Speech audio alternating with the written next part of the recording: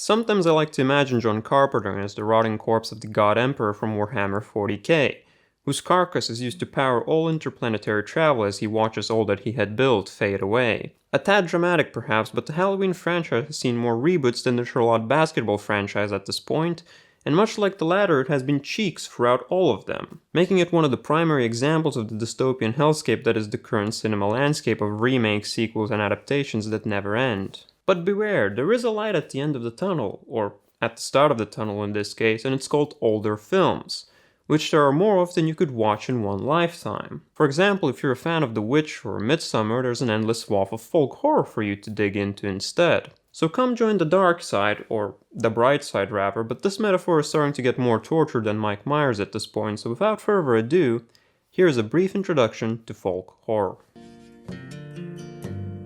I've already made a video about how folk horror emerged that you can watch, but to make a short story short, in the late 60s the horror landscape in the UK began to shift from the more fantastical gothic horror films that Hammer was producing towards very low budget horror films that were more rooted in reality. Some of these films, like Robin Redbreast and Whistle and I'll Come To You, were quite successful and more importantly influential in laying down the groundwork of what British folk horror would go on to be, which is modern men and women venturing outside of the safety of large civilized cities and into the countryside, where they either stumble upon uncanny communities or artifacts hidden in the land that reflect the fear of things that have been left behind by the civilized world. Although that does beg the question if 70s Britain can really qualify as a civilized world. What followed was the release of the Unholy Trilogy, a group of 3 films that came out in the 70s, those being Blood on Satan's Claw, The Witchfinder General, and The Wicker Man, as folk horror.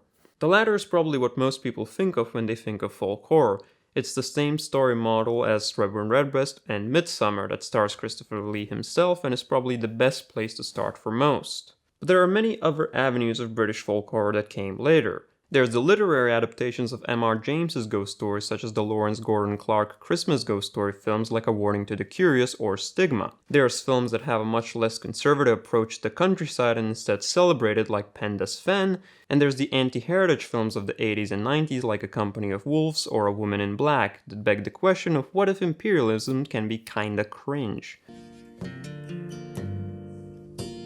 Eastern European folk horror emerges, Europe was split in two, and it largely refers to the entire chunk of territory that comprised the Warsaw Pact, i.e. the many subsidiary Soviet Union states. One of the things that the Soviet Union was doing during this era was cultural erasure of a lot of these countries, and things like cinema were heavily censored and controlled. And one of the ways that filmmakers decided to combat this cultural erasure and bypass censorship was to use their own country's folklore. That's why British folk horror mostly dealt with the fear of the countryside, and Eastern European folk horror is instead heavily rooted in fairy tales, a dark gritty atmosphere and a looming sense of doom. In Czechoslovakia you had films such as the ghastly take on Beauty and the Beast, the controversial Valerie and Her Week of Wonders, Witchhammer, an Eastern European version of Witchfinder General, and films of Jan Schwankmajer such as Faust and Little Otic. In Belarus you had the grimy tale of the Wild Hunt in the film The Savage Hunt of King Stok. In Ukraine there were films of Yuri Ilyenko such as The Story of a Forest Mavka or The Eve of Ivan Kupala, a Nikolai Gogol adaptation. Whereas in Poland you had the confounding films such as Locust or The Bewitching Eyes. While this was the core of Eastern European folk horror, this influence of looking back at the folklore largely bled into other works of this region too. A film you might hear a lot about is V, which celebrates one of Gogol's weirdest tales. For a modern film you might look to November, which celebrates Estonian fairy tales and legends, or even something like The White Reindeer for some Finnish folklore. American folk horror is a bit similar to Eastern European folk horror, except whereas the latter pulls from their past, American folk horror pretends that they have a past.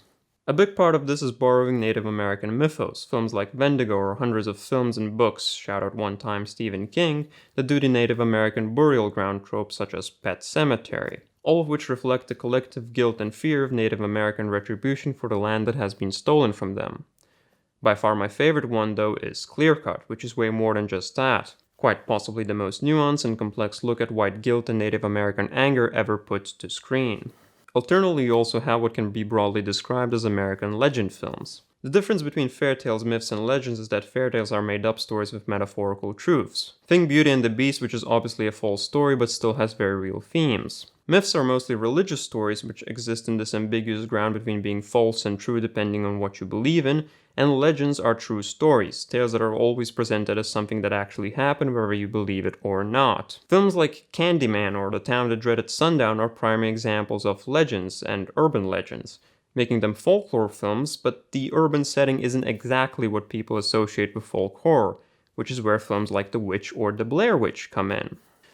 Both of these are rooted in American legends of witchcraft. The witch dabbles in the idea of reality being shaped by beliefs, whereas the Blair Witch Project uses found footage technique to create a real legend, a story that sells itself on being as believable as humanly possible. If you're a big guy and that isn't cool enough, aside from witchcraft you also have things such as Bigfoot that exist in the exact same vein. And the Night of the Demon has Bigfoot killing someone by helicoptering them by their private parts. The last notable dish on this platter is Asian, and as everyone with working taste buds know, Asian cuisine rules but comes with spice that the virgin Westerner simply cannot handle. The most prominent Asian folk horror source comes from Japan. Films like Ugetsu, Onibaba, Kwaidan, and Kuroneko all embody the 60s Japanese folk horror wave. Films that mostly focus on vengeful female spirits, an embodiment of the fear of autonomous women who might lash out for their mistreatment. But this isn't the extent of Asian folk horror. One of the best Korean films in recent years has been The Wailing, with its constant twists and turns. There's also the Thailand film The Medium, or the batshit insane Hong Kong film A Chinese Ghost Story. What binds all these films together is that they're all by and large about spirits. Even films like Ringu, which fall in that legend category alongside Candyman, deal with spirits, and that reflects some of the fundamental aspects of Asian culture as a whole. The importance they place on tradition, a family structure, and respect, with all of these films showcasing certain situations where those values are transgressed by people who eventually receive some sort of divine punishment for it, just as Jamie Oliver has received his spiritual punishment for the crimes he has committed against Asian cuisine. Whoopsie, I lied, there's more.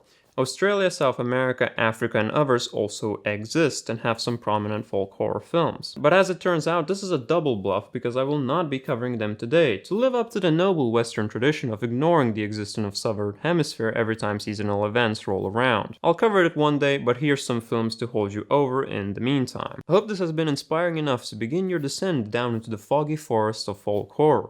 Reject modernity, embrace the countryside, join a cult, join 5! And remember that I am not liable for anything that happens to you if you do so. But most importantly, consider following this channel, sharing the video, or doing all that other fun interactive stuff like telling me how much you love the new Halloween films, which for some reason I opted to bully even though there's a dozen other franchises that have been ran into the ground just the same way.